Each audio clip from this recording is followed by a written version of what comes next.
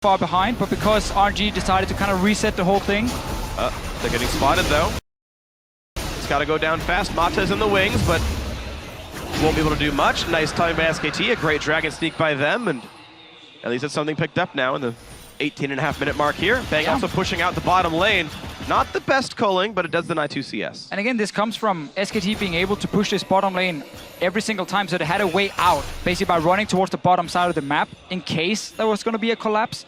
Obviously, Blank was placed aggressively, as we just mentioned. And now suddenly, this roam means that every single time Xiaohu is out of vision, the bot lane for SKT is saying, okay, let's go back. Yep.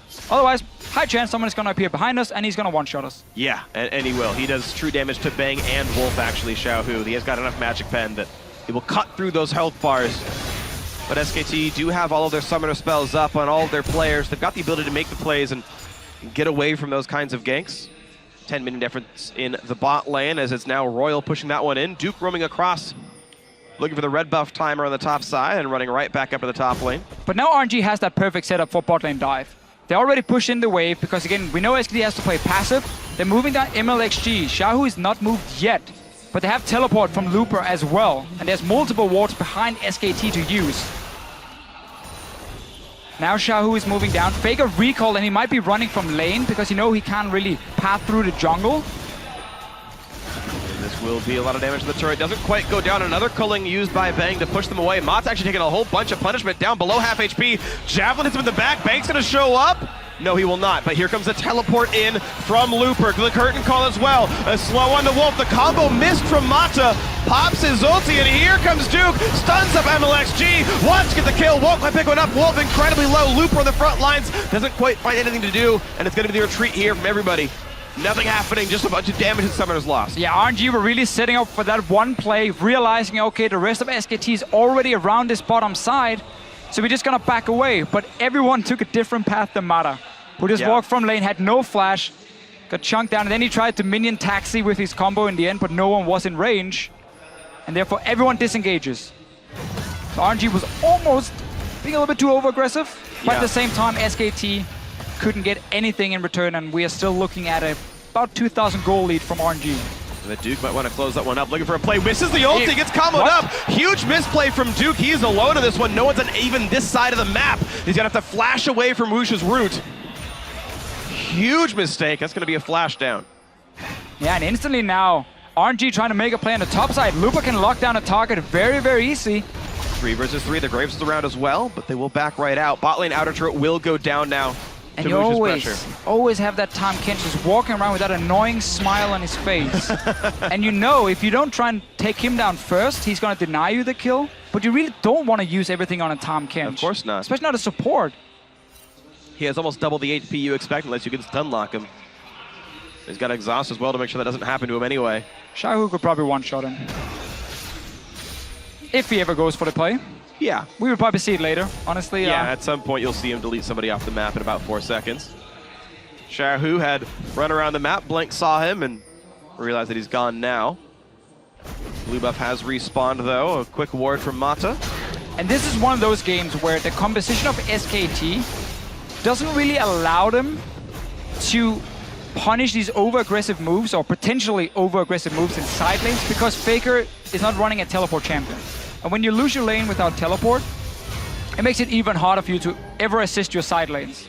So right now, SKT is basically relying on surviving and then getting into team fights. Well, speaking of surviving, Duke won't do it for much longer. He still got the flash from the earlier play, and here comes Xiao, who gets the melee hit, goes for the root, goes for the damage, gets the kill picked up, and now Blank is a bit alone. Faker's around in the wings and keeps the team from chasing out of the turret, but another kill picked up for Royal, a great dive on the Duke, and more map control now for the Chinese squad. Yeah, we see much more roaming now around this mid lane down towards the side lanes, especially the bottom lane has been a great target for RNG. Duke overextending, honestly, without his flash. Had to use it before where he completely messed up that engage onto Wush. So one bad play leads to another bad play, honestly, for Duke, and he ends up dying, which means this tower here is going to take some damage. It's definitely taking a little bit, but once again, so many wave clear ults from Bang. Those minions are frozen. They've been cold so much. You can see, yeah, Duke just like, oh crap, MXG's behind me, tries to tackle him, but this look. Smoke screen, both into the Q, Rev perma-slow, and then Xiaohu. I think he actually chained a minion, but got enough damage anyway. Yeah, and just Duke trying to push out his lane, but again, he had no tower, no flash.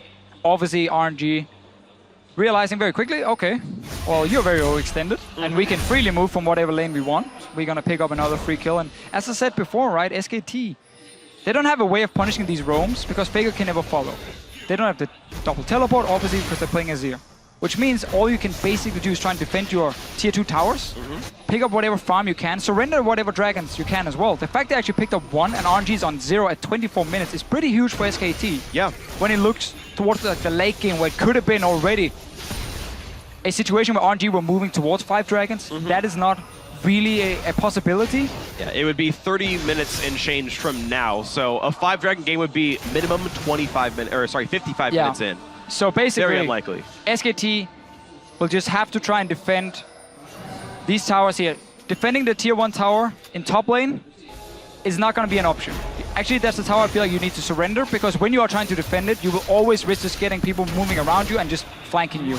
So you can actually give up that tower when it is and just defend your tier 2 all the way down and try and farm up whatever you can and then keep vision around Baron. Because what RNG wants to do now is play this 1-3-1 with this LeBlanc sitting in a side lane where she can kill anyone. You actually want to put it on top side, because then you pressure in the tower, and later on you get vision around Baron. And if SKT is sitting too far back, you just bait the Baron. You force SKT to move in blind, and then you just collapse on them, flank them, you take the team fight, you're ahead in gold, you win it. That's an easy situation for Royal to get into then, if they can find that fight and win it with their 4,000 gold lead here, looking to keep the plays going.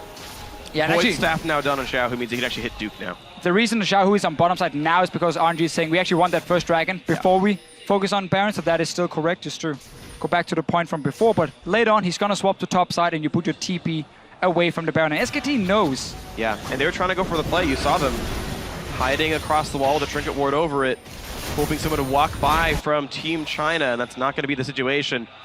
The Koreans, still licking their wounds from the early game, have not found any ways in just yet. They've had some close fights, but no victories. Chinese squad now hoping to defend the regional mid-season invitational title. And MLXG will get to solo a dragon in between 2 wards, and no one will even bother him. He wants you to see it. Yeah. Oh, everyone saw that, MLXG. Everybody saw you kill that dragon. SKT were just trying to set up for a little trap before, and then obviously realized RNG was not going to walk straight into a river, and then realizing we can't really fight. Because if you look at their engage options from SKT, I see a Poppy who can TP in, and that's about it. Wolf can bring the people in as well. He can bring them in. It's a pretty lame engage. I agree. And then I guess Faker can go try. hard. And that's basically it. So there's no reliable engage here outside of a Poppy TPing in and trying to then rush down one of the targets in the back line. But then the rest of SKT will struggle to follow, which is always a big issue. And that's one of the risks you get when you then draft in instead of a high damage composition, like Lucian, Azir. Yeah. When you have these team fights and you actually technically want RNG to like run at you. Yeah. So that you can then block some of the damage with the Tahm Kench and poke with the Azir. And it's honestly been a criticism I've had of Wolf for a while, where he just plays only Alistar and Tahm Kench, it seems, almost exclusively in the back half of the split, which are fine champions, but he's not really bringing out a lot of the engage tools, a lot of the hardcore, let's start some fights champions. And if SKT don't have ways of getting in and ways of punishing minor overextensions by Royal, then they have less tools to get back into the game. SKT hoping they can find some opening eventually. Faker playing the wave clear game. He's gone top lane now to face off with Xiaohu. And again, Faker is held up in this lane. He's down 21 CS. He's been that way for 20 minutes now. He's fine. And as we talked about earlier, with Xiaohu staying on bottom side for the Dragon, he's now staying on top side for, obviously, first of all, the tower and then the Baron pressure. Because once he pushes in that lane and gets the tier 1 down, suddenly the jungle on that side doesn't belong to SKT anymore. It's going to be warded up by RNG. And if you ever want to walk in there, you're going to walk in blind. Tank fight, not a whole lot is going to happen until the jungler joins and MLXG is on his way. Once again, Duke is alone. He does tackle MLXG. Another flash comes in, a knockup to buy some time.